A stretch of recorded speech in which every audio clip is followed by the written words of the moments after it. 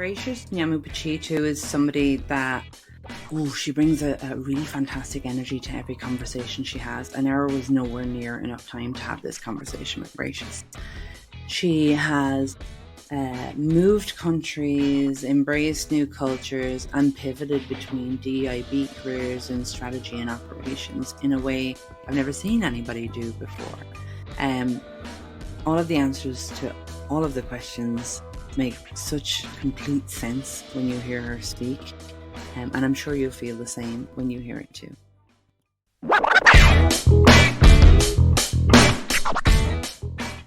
So Gracious, I found you on LinkedIn, and if I had have been searching for really cool people that are like super inspiring and do things you think can't be done, then it would have been a perfectly accurate result.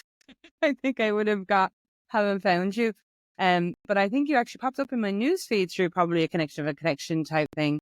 And I was following you then from that point on. And it's the energy for me and the passion for all of the things that you do. So I thought I'll take a chance and I'll reach out and see if we can have a conversation. And I am so happy to be here doing this right now. And I'm hopeful that I know I'm going to learn some bits and pieces about how to tackle life and how to tackle careers. And hopefully those who are listening will too. So you're very, very welcome. Thanks, Jenny. And thanks for such a kind intro as well. So I appreciate it. And I don't even no lies here. Can't do that. Let's start with all of the stuff that you've been doing. Actually, no, let's not start with the stuff you've been doing around the DIB bit. Let's start with your background. Tell me a little bit about your history and what led to the role that you're in now. Yeah, so obviously my name is Gracious. I was actually born and raised in Zimbabwe. And then I moved around a little bit between 2013 and 2018, which is when I came to Ireland. Landed in a corporate banking career and almost immediately started doing corporate banking on one side, driving diversity and inclusion initiatives on the other side, as you mentioned. And I'm glad it actually shows through on my LinkedIn. It's just a passion. It comes from my identity, right? I am a Black woman and I am an immigrant. So it's one of those things that is personal to me, but also just looking around and seeing that there's just so much room for more representation and even more awareness and education around the challenges of representation. So I did corporate banking and driving diversity and initiatives, and that was for about 4 years with Citibank. And then I moved over to Pinterest. So I transitioned into the tech industry to do a role there that was the first role on their marketing strategy and operations team.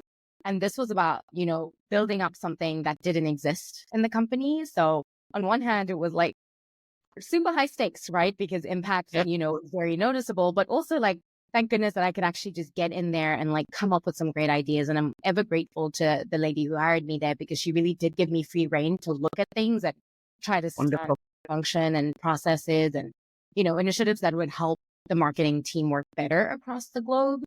But I didn't leave DEI behind. So at Pinterest, I've actually had amazing opportunities to let that side shine a lot more. So through leading the Women at Employee Resource Group, being the chairperson for our first ever Global Women's Conference, a couple of initiatives here and there that have sort of led me to expanding outside of Pinterest and starting to do some DEI work just in the tech industry more broadly with other organizations and, doing talks, doing podcasts like these. And that's where I am today. I love it. I love that. It feels like a real natural growth, but we both know that there's a lot of effort in that. You don't just roll out the bed and suddenly find yourself doing all of those things. You have to have that passion, I think, to see it through and do it well. And then you've led a lot of groundbreaking initiatives on the Pinterest side. Like you say, you had free reign in a lot of cases prior. And what were the key lessons that you learned about making that strategy really effective and sustainable that anyone else could learn from? Yeah. So I think, when I hear you say effective and sustainable, I think the first thing is about it being effective. And I learned that it was so important not just to focus on the community. So the community is the top priority. So if I'm doing women's initiatives, women are the top priority. Black people initiatives, Black people are the top priority. But there's so many stakeholders involved in making an initiative effective.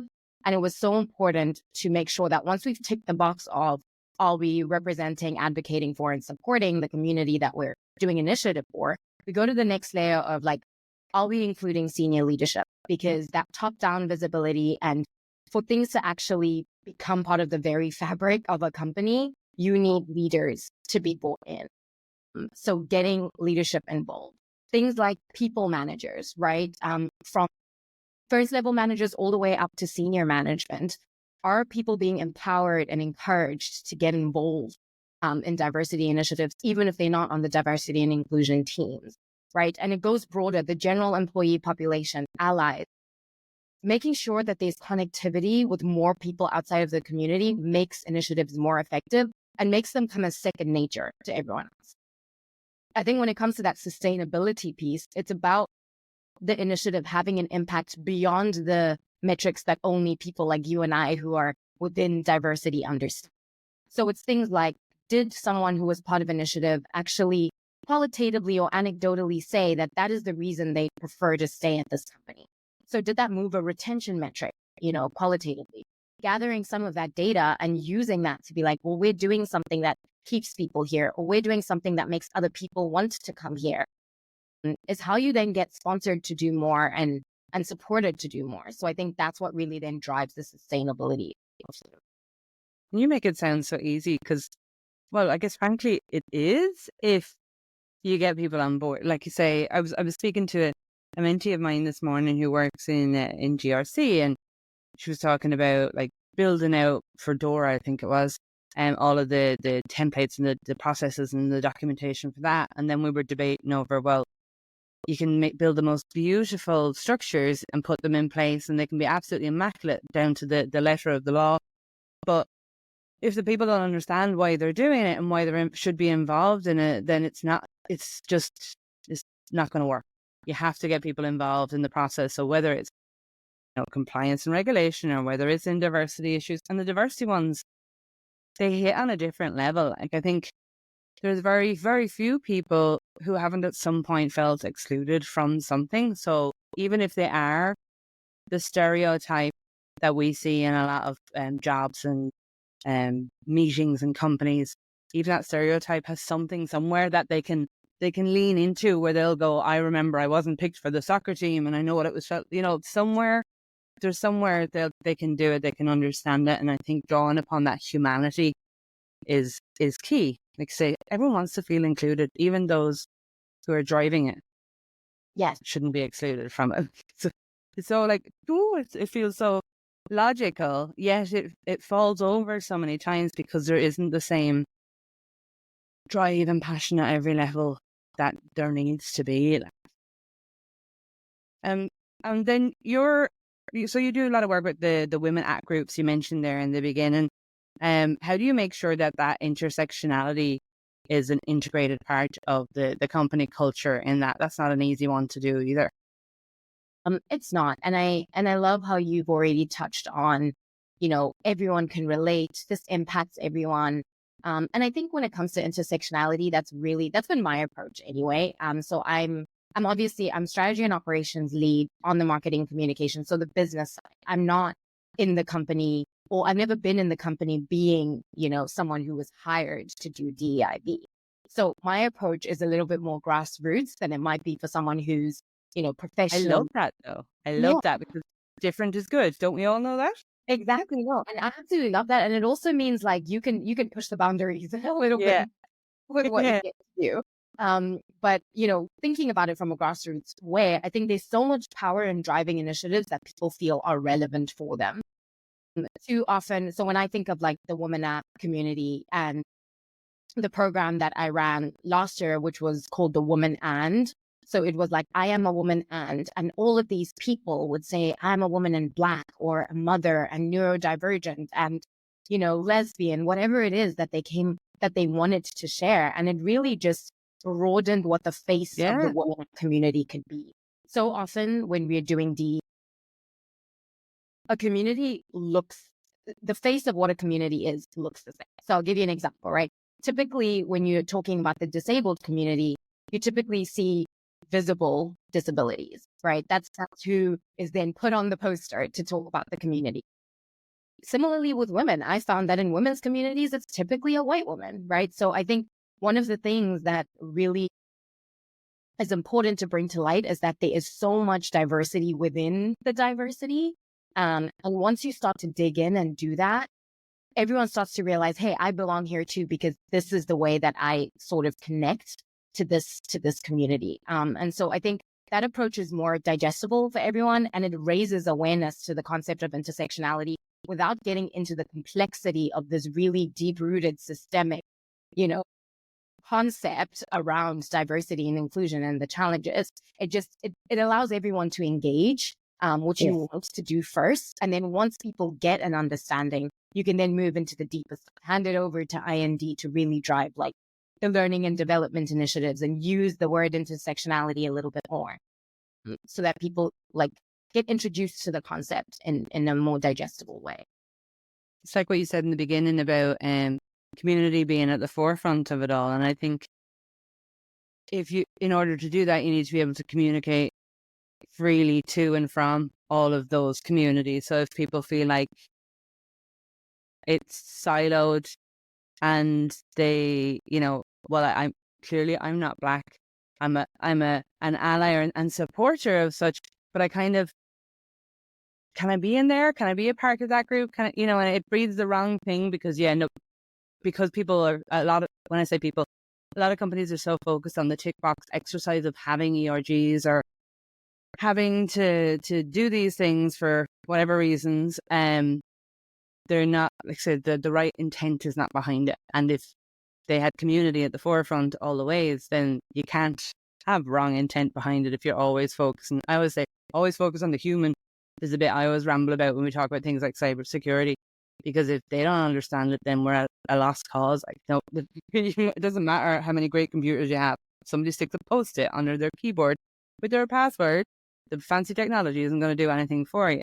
In the same kind of vein there, like if everybody isn't comfortable asking about other groups and what they can do to help or what they can learn from it, then it's creating almost miniature wrong environments as opposed to one bigger one. Like, yeah. No, absolutely. And like, just when you say that little miniature environments, that's actually power of any intersectionality based diversity and inclusion initiatives, right? Because the amount of times we come together as employee resource groups to do something that we couldn't have, maybe because as individuals, we wouldn't even have the resources or we wouldn't have the connections to do these things. You drive more impact by coming together.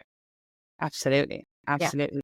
Yeah. The more I learn, like, I mean, if I'm really honest, I'd say maybe 10 years ago, I would have had no clue about any of the groups. Even I would have struggled to answer the question as to why there needed to be more women in roles other than, well, because there should. So, to be able to argue back at somebody why it's important. And I've learned so much, but all of that is not off of a sheet of paper. It's from having conversations with people in all of the different groups and understanding why they want to do it. And that's the best place to learn is from other human beings. And like, even remember we had an event in work once where we had like do you call it like a potluck, I think, in the States, where everybody brings in something that they've made. And we specifically did it around, everyone brought in something that they ate as a child, that it was something like a comfort food. And I remember, like, there's always the risk, because I was raised in the 80s and the 90s with two brothers who would eat nothing but bread, butter and Rice Krispies or something, really boring. So I fully expected people to go, I'm not eating that. But the curiosity when people got in there was fantastic. And then we were learning not only about why they were eating that, whether it was just cultural or whether it was to do with financial reasons they were eating it, or it was a historical recipe and where it came from, because there was something like 28 different nationalities that were in that office at the time. And I learned so much in that space of a couple of hours just listening in on the conversations, and it felt really natural to ask, which is the power of bringing people together. Because when you're if you're in the office of a regular day, it's a little weirder to walk up to somebody and go, hey, how do you cook this recipe? Because clearly you're Indian and I want to know how to cook this Indian food. It's right. I mean, it might be coming from a good place and it might not be the best way to approach it. I love those events, and I always learn something. Even if I sit down and say nothing, I will always learn something from them. And yeah, I think the biggest challenge we've always had is trying to get the middle-aged white men to be involved in the groups. Right. And I always think it was never because they didn't want to. It's because they've gotten to the point now where they feel like they're encroaching on somebody's space by doing it, even if they're an ally. And what are your thoughts on that, actually? How do you get around that? Because no doubt you have some that work in the company too. Like, so I think the first thing that we need to tell all allies is you don't just wake up and decide you do wake up and decide you're an ally. But to be a good ally takes work.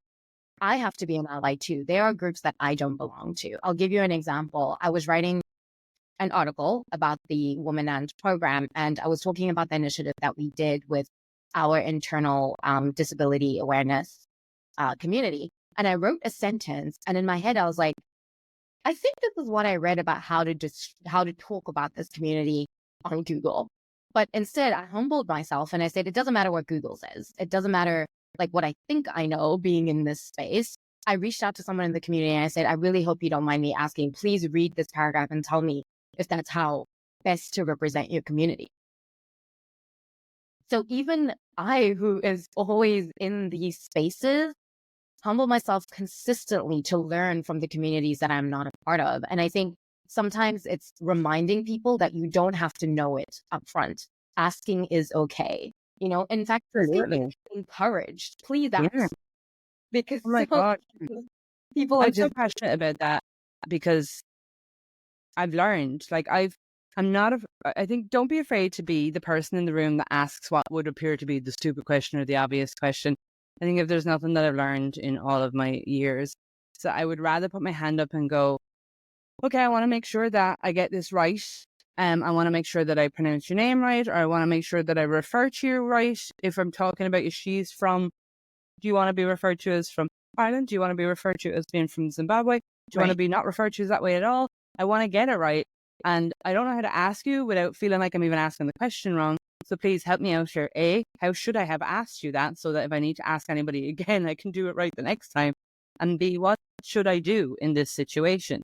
And I spoke, I think with Cyber Ireland, I was speaking recently and I was saying, talking about people that are neurodivergent. I said, ask them about their neurodivergency. It's a big long word.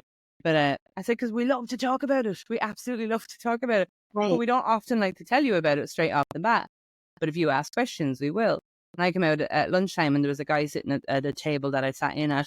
And he said to me, so is it okay to ask you a question? And here's my intention. He did exactly what I had said when I was presenting. I didn't realize until I was answering his questions that he had done it. And then he starts laughing. And I was like, see how easy it is? I was just going, yappity, yappity, yap.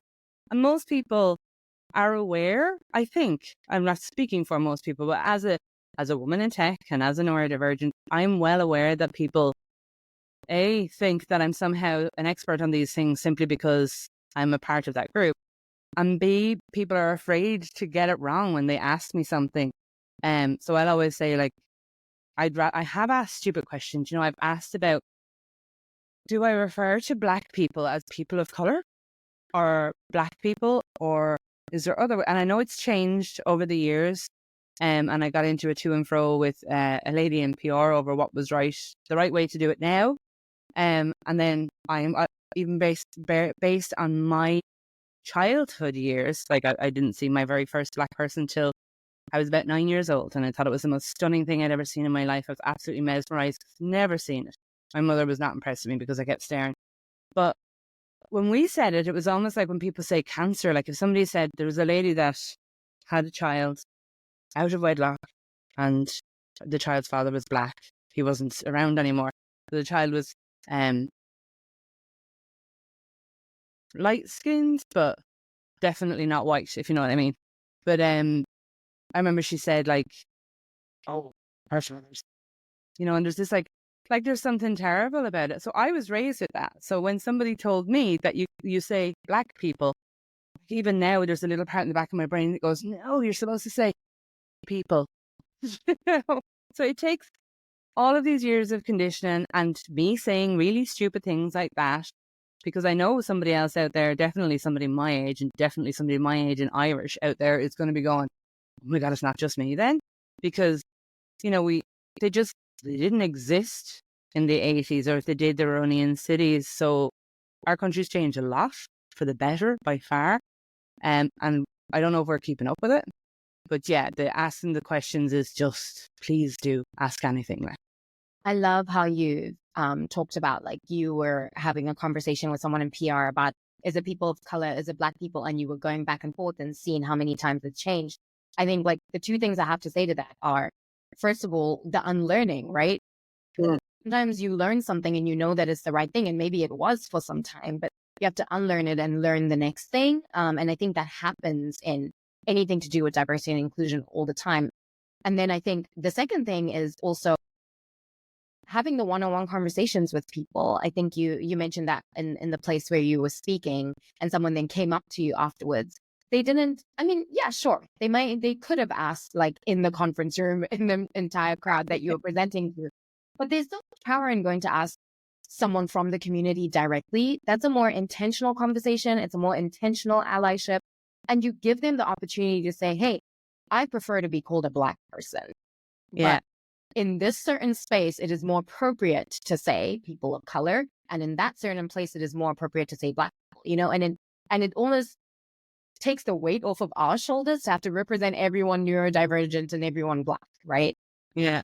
I think sometimes allyship is giving the space to allow someone to be the individual instead of for them to represent an entire group. Yes, absolutely. Because often you're representing it and you weren't asked to, you just are because you look different. Yeah. And that's a lot of pressure for somebody who often just wants to come in and do the job and get on with their day. Like, but yeah, I love that, like you say, and I learn those lessons so much faster when I have the one-on-ones, because I remember them better than giving me a sheet list of rights and wrongs. I attach them to individuals than an actual fact or story. And I think we're back again to community and humanizing things. Like, the more we do, which is just, sorry, really interesting. I wandered off a little bit there, but and I may do again.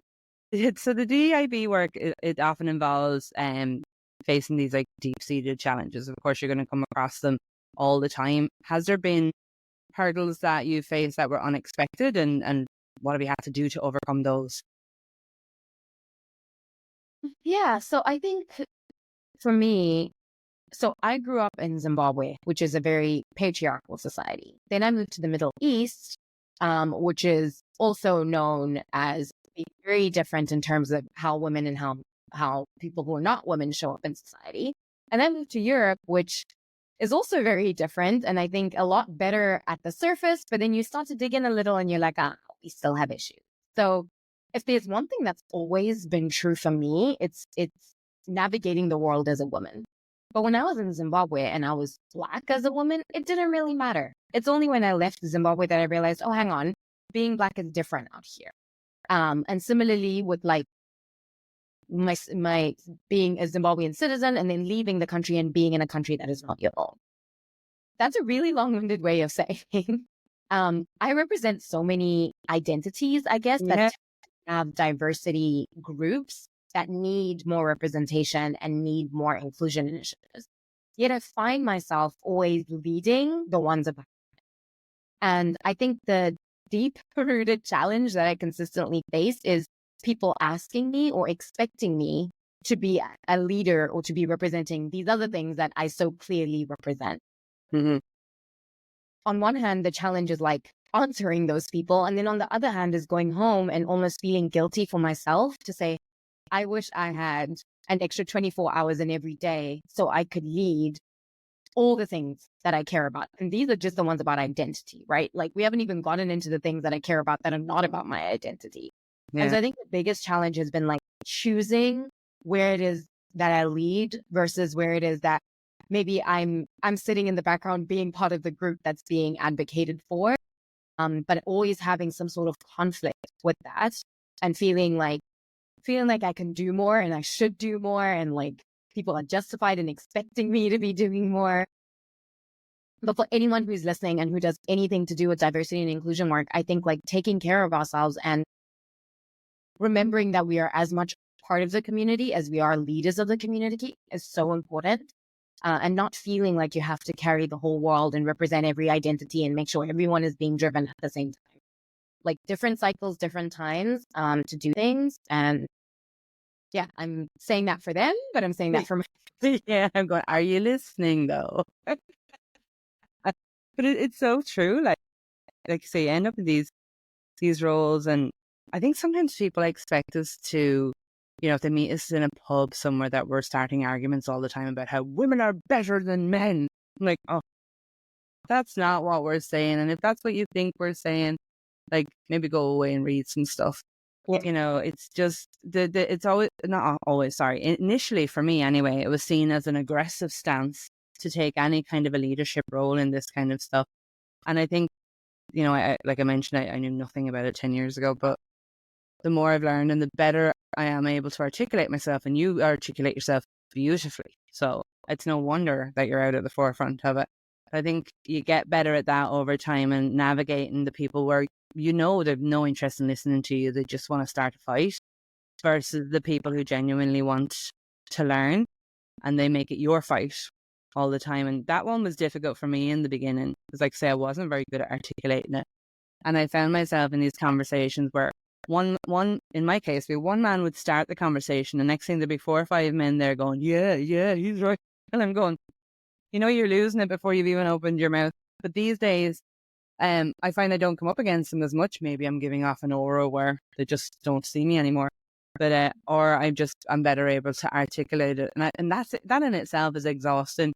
Even now that I'm better able to do it than I would have been able to do it then. And I think there's a fear as well. I'm not going to assume that you feel it, but when you're speaking, do you worry? I don't as much anymore. I used to, but I used to worry that that I was representing everyone. That there was no shades of grey. That's not the right. That was a really bad choice of words to use. No different levels or tiers or no differentiators really between people. That when I was speaking, I was representing all women in tech, or and I was terrified of saying the wrong thing, because some people do want to be at home, some people do want to work, some people do want to be parents, some people don't, and all of these things. I don't worry about it anymore. I always remember to talk about my experience. But do you get many people that come at you over things like that? I mean, it's obviously you begin this on a voluntary basis, but it becomes who you are in many ways. It does. It becomes your brand everywhere you go. Oh, you're the person who leads this and leads that, and could you do this and could you do that? So it does. And people, I would say people come at me as much, and maybe again just filtration of the circle. It's more supporters than aggressives in my community, but generally I do think there is a lot of expectation sometimes, and you almost have to say it out loud so that people can reset their expectations as well. And I have to say, like, the experience in different countries is very different. So when I am speaking about Black experiences in Ireland, and someone speaking about Black experiences in America, which often happens in my company, right? Being an American company, you could have a Black History Month event that has 2 Black people on it. That is so important. And I'm always the person saying, we need a Black person who's not from America there, or we need a woman who's XYZ there, just so that you can show those differences quite blatantly to people, so that the next room that they are in, they do not make an assumption that one person can speak for them. I like that. I like that constantly. You must be exhausted and constantly thinking of all of the, well, no, that's making the assumption that it's hard, but it comes naturally, I think, when you see the world that way, which is how we all should see it. But from a reconditioning perspective, I know I was never destined to think that way. I was a very traditional Irish family, very white, very unexposed to anything remotely different, working class, and religious parents. I couldn't have ticked more stereotypical boxes of an Irish family. So the expectation would be that you'd get older, you'd get married, you'd have kids. You probably would still work, because these days you could work, but you'd work in a nice job like in a reception, or I don't know, something that was second class again, I guess, and have a man who earns good money. So for me, it was relearning that whilst that all might be well and good for somebody who wants it. Right. I sure as hell didn't. And learning that was okay. And that's where it begins, I think. And you kind of step out your little box of expectations that have been preset for you, and you go, oh, nobody noticed, French. And then you step out a little bit further and you kind of go, it's kind of warm out here, and you just keep going and going. And that's where I keep referring to the 10 years. Like, so 10 years ago, if I was to look back and meet me from 10 years ago, I wouldn't say I wouldn't like me, but I'd be going, yeah, she's like, so not even closed mind, but so wasn't exposed to anything at all. And then once given the chance, like for me, something like COVID actually meant that I got exposure to people all over the world that I wouldn't have naturally gotten otherwise, because I now had time to mentor. And I began mentoring with mentors they're global, but the primary percentage of the mentees that they have are in Africa.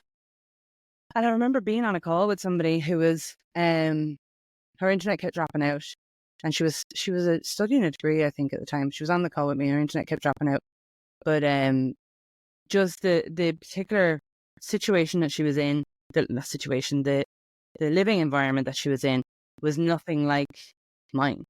And I don't live in a big old fancy house, but it was incomparable, and I couldn't have imagined that. She's worrying about her internet going, but her electricity was going. It wasn't just her internet. If my internet was dropping, it's because somebody downstairs is using a VR and they're just killing it on me, And I remember that being one of those pivotal moments where I was going, oh, it's really kind of different. And I'd been there, but I'd been there in a different capacity. You're there as a tourist, it's very, very different. Yes. So I think, I don't know what I'm even trying to say there. The more conversations with the more different people, like, it's just, I think I've only scraped the surface. There's so much more to learn and so much more to do. And it's really exciting. It's really quite interesting. And none of them scare me. It doesn't matter where somebody's from or what background they're supposed to have. At the end of the day, they bleed like the rest of us. They breathe like the rest of us. And they think. So I want to know how. How do they think? I don't even know if it's a quote or like I made this up in my head, but I've said it so many times. I think it's a quote. Now. It's this idea that we are more alike than we are unalike as humans. Yes. And you just mentioned it being a pivotal moment for you mentoring this young person on the African continent. I remember I similarly had a pivotal moment when I specifically moved to Abu Dhabi, and I was in this university where like we were I think there was like 140 of us in a graduating class. Yeah. And only maximum 3 people were from the same country. So I think there were like 54 countries represented in this graduating class. And I was the only person from Zimbabwe. And the nearest African country, like in my graduation class, was like Nigeria or Kenya or something, which is like really far from Zimbabwe. And in that moment, I realized, okay, no one has my experience. I don't have theirs. No one thinks like me. I don't think like them. And in that moment, I realized this matters. And we do need spaces to make each other aware of this. And it is sensitive because it is how we've all grown up for so long. So how do we navigate those sensitivities and things that people care about? And how do we care about each other in the classroom and outside? So for me, DEIB started like in school, but ultimately from a pivotal moment just like that, where I realized that everything that I had known and been taught is so different for the next person. And yet coming back to that, we are more alike than we are unalike. Like my 2 roommates and still like closest friends were Korean. I could not tell you the number of Korean cultures, foods, expectations from parents, like that are so similar to Zimbabwean Really? things, and yet similarly different things. So say, for example, like my Korean roommate would always wear really tiny shorts, and I was like, you can't do that. But I would always wear strapless tops. And she was like, you can't do that. The principle was the same. It was around modesty of dressing that we had been taught. But for me, that applied to the legs. And for her, that applied to the shoulders. And it was like, when you found that common ground, the mutual respect was just beautifully there. But before the fact, I was just like, you need to put some pants on. She was like, wear a sweater. But it was, just some of these really tiny things that you don't realize actually like make or break how you think about other people, and how to like include them and integrate. It's amazing because that's where you're biases will come in as well. Like I catch myself, I like sometimes to think, I talk to the boys, I have 4 boys, and I talk to them at the dinner table, and sometimes I'm like, I've got this so worked out, I finally figured this thing out, or I had a question about that, or I hit the nail on the head with something. But then other nights I find myself sitting down for dinner with them, and one time, I think it was about 6 months ago, I asked one of them, I was like, so what exactly is queer? Because here's what I thought it was, but apparently I'm wrong. And have them explain it to me. My kids are the best for, I say kids, like 3 of them are adults, one of them is 10.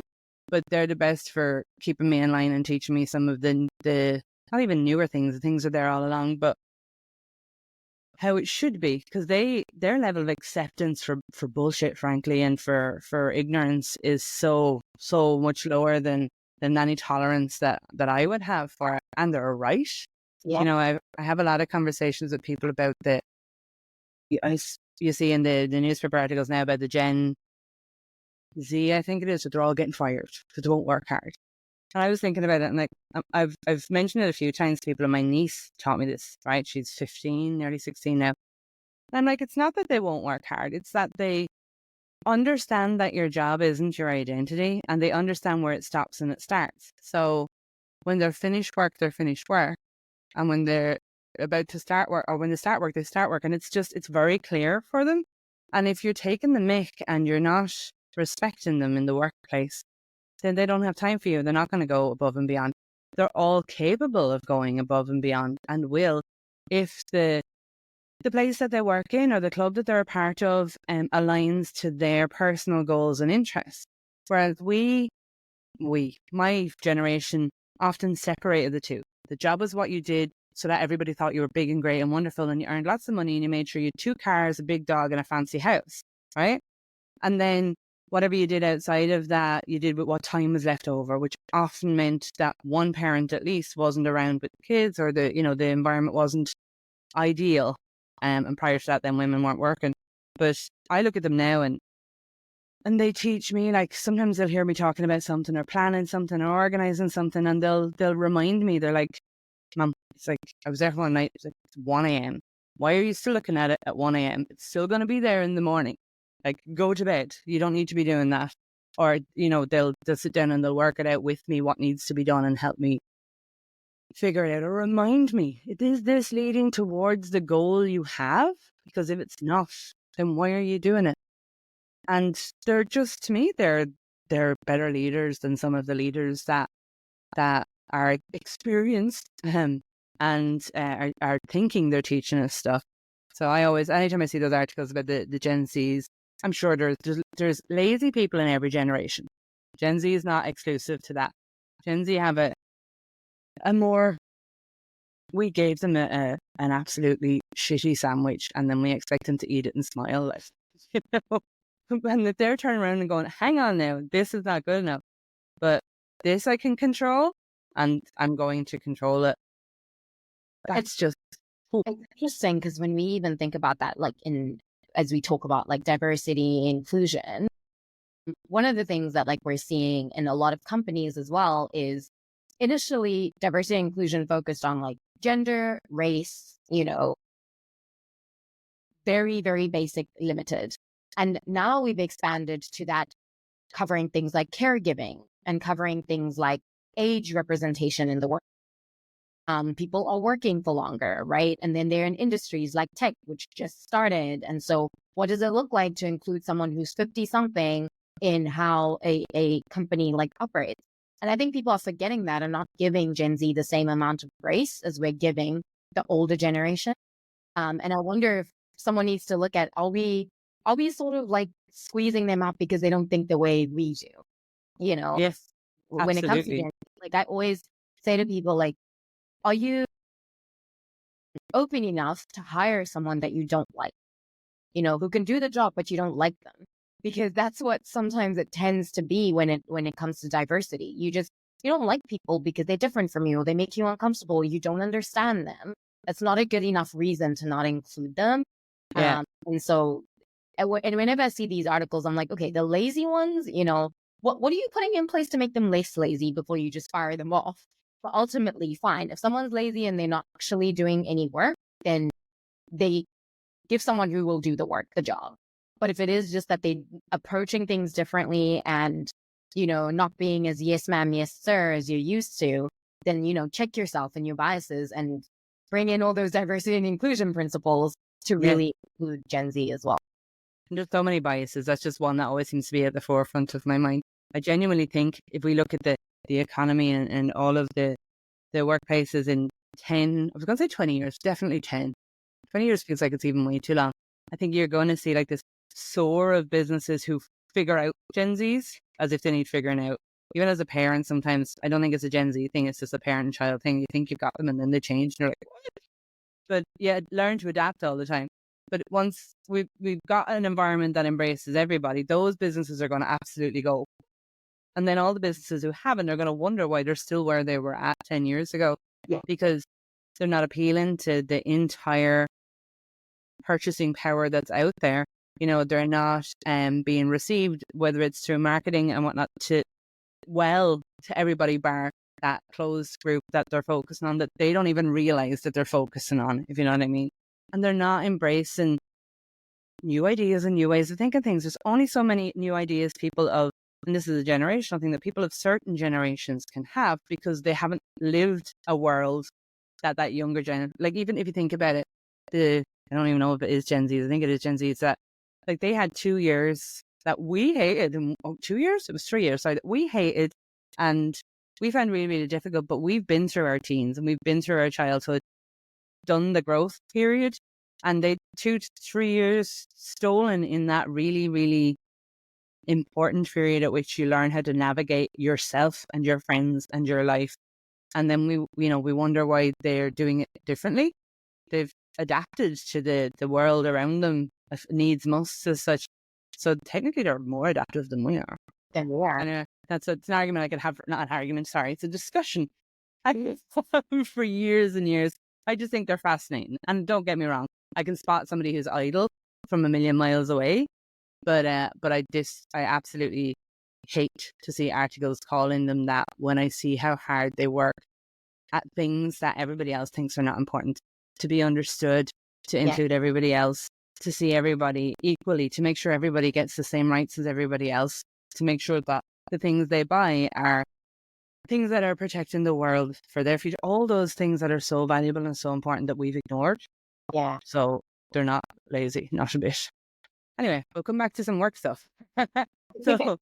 So you're a woman that leads these strategic operations in tech. And what would you say then has been the most pivotal in your journey? And if there was somebody else that wanted to come into the leadership roles, what kind of advice would you give?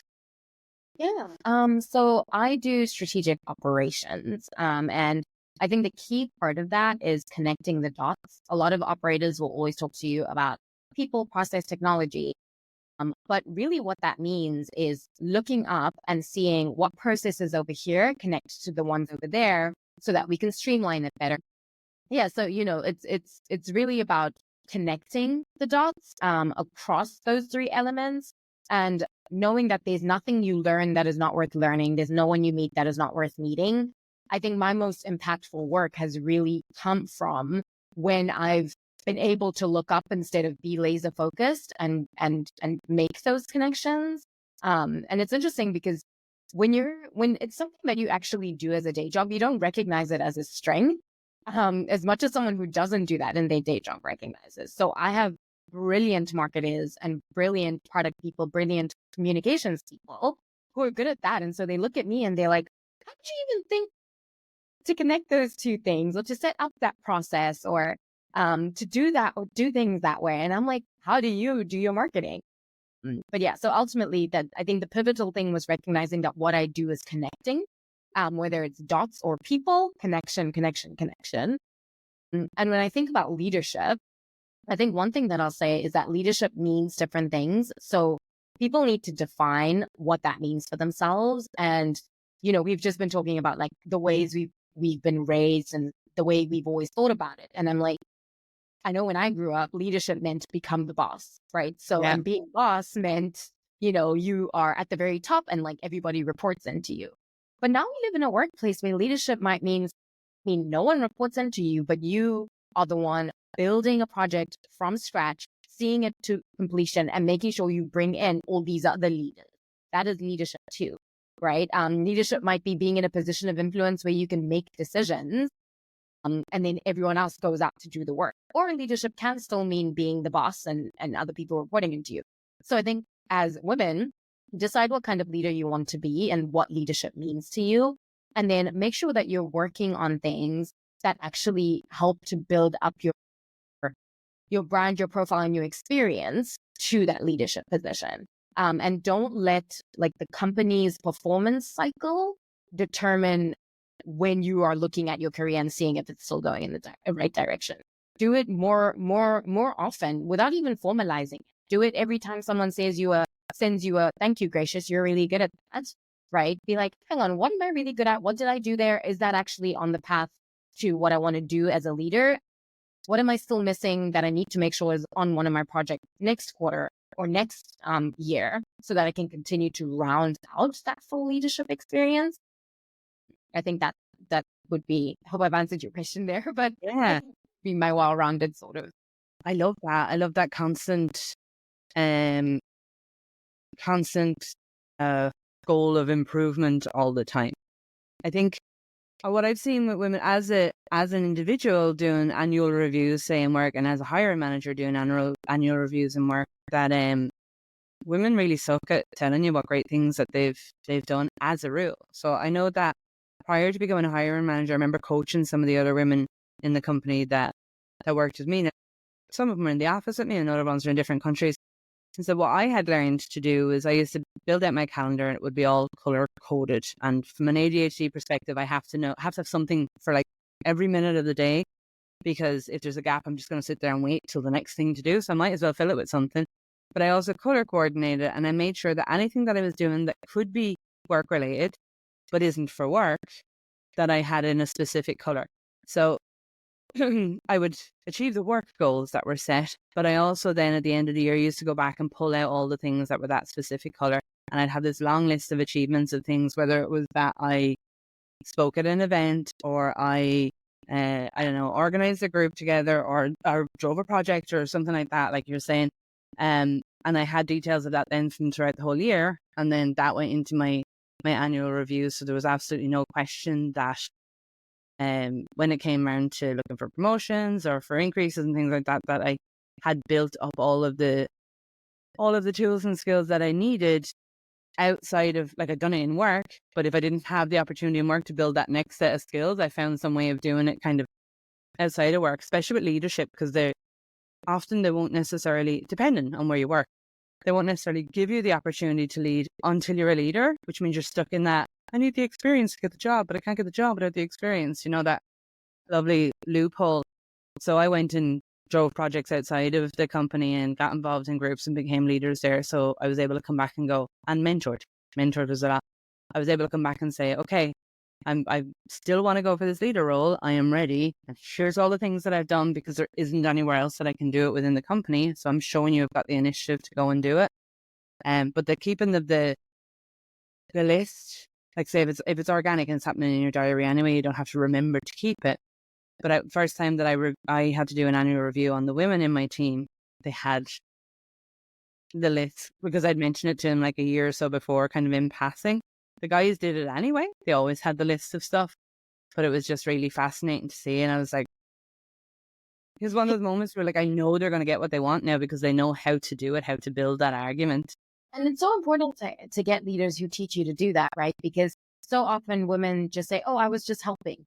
It's like, no, you put together an entire event, you spoke at it in front of 100 people, you coordinated, all of these. Yes, you were just helping, but you exhibited all of these skills that should 100% be made more visible. So yeah, absolutely. I think more people should be, as you said, telling people to do that. And we underestimate the skills. Like, if you sit down, I mean, if you work in sales and marketing, you're going to be good at listening to skills and telling people what they all mean. But if you sit down and think about, like, so I've often seen posts on LinkedIn where people are saying, give the job to the oldest sister, because the oldest sister knows how to, wrangle cats and get everybody together. Or ones about if it's a parent, or sometimes they've said if it's a mother, they know how to get 2 or 3 things done at one time and to do it on feck all sleep, And so I wouldn't be advertising that as being necessarily the way to go. there are skills you're learning and taking on board all the time if you're doing something other than work and home. Like I'm involved in the WISA side of things, and that's where I got the majority of the public speaking stuff came up through that, which led to podcasts and it leads to webinars, and it all adds more tools to the belt. So I didn't know about that in the beginning. I just did it because I liked it, similar to yourself. But it took me a while to realize that they were skills I could add to my skills list now that I picked up during my working life, but not necessarily through my work. And then they became ones that I did in work as well. So I'm all about loopholes and different ways of building out what you've got. I love helping people see that they've got skills they didn't know that they have. We're nearly up to time, and I feel like I'm only halfway through the questions because I wandered off and talked about things that were. I love listening to you speak passionately about what it is that you do, because I find that a lot of people that work in DEIB do, but you tie them all back to really, again, to human stories and simple, doable items as such. It's not all convoluted language and big difficult processes. Like, it doesn't need to be. I'm a big believer in that, and I love to hear you speak about it, because as you speak about it, it comes across simple and doable. And I'm sure there's people listening to it going, why are we not doing more of this? This is quite, this makes sense, and I'm excited about it. Got loads of energy. I have 101 different questions, but one that I would still like to ask, but I'm not going to. What I'm going to ask you for the last question today is for anyone that's beginning their career, so the other end of it, not necessarily going into leadership, whether they're going into the DIB side or going into the tech side, what would be the main piece of advice that you'd like to give them? Sure. Okay, so I think the first is, so on the DEIB side, I think pick initiatives that are meaningful to you and that you're passionate about. We've talked a little bit about this, especially at the beginning when we're talking about, it gets tiring and it's exhausting and things like that. And that's real. So the burnout of driving DEI initiatives is real.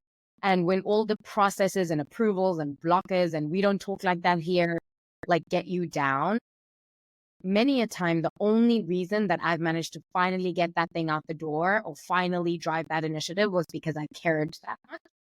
So don't do things just because you're expected to or for show. Pick something you're passionate about. And honestly, we're all passionate about something when it comes to our identity. So just lean in there a little bit more to figure out what that is, and choose to drive initiatives in that space. And I think for anyone coming into DEI, tech, whatever it is, it's allow yourself to be multifaceted. I think, in a lot of these companies, you might come in a specific role, but there's always stuff to be done in a lot of spaces.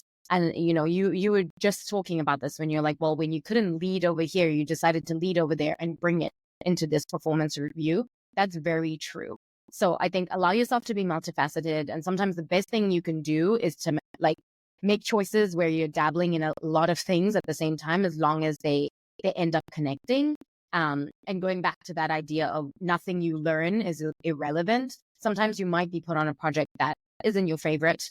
If it's your core job, find out the things that you can truly learn from that and that you can continue to apply in the next space. I think every job has stuff we hate. If I could say that, but every job has stuff that you hate, even the job that you love and you pray for, so to speak. To just do all the things, it will come together. It really does. I think, I don't know if you can relate, Jenny, but I look back to a lot of the things in my life and I'm like, oh, that this is, this totally does connect. And yet at the time I was like, why is this even the thing that I'm doing or focusing on? But it really does connect in the end. So keep pushing through and do your best through anything you touch. My favorite saying is never touch anything with half your heart. Yeah. So, I like that. Yeah. Do it intentionally and fully. And it'll all work. Well, that's Sally. It's a really nice phrase to end on. And so true. I think, nobody wants to just work for the rest of their days anymore. You want to create something and be a part of something. And I don't think that's too much for anybody to ask, to be honest. Whatever it is that we do. So thank you so much for your inspiration and your passion. And it really is a pleasure to listen to you. And thanks for joining me today. Absolutely. Thanks for having me, Jenny.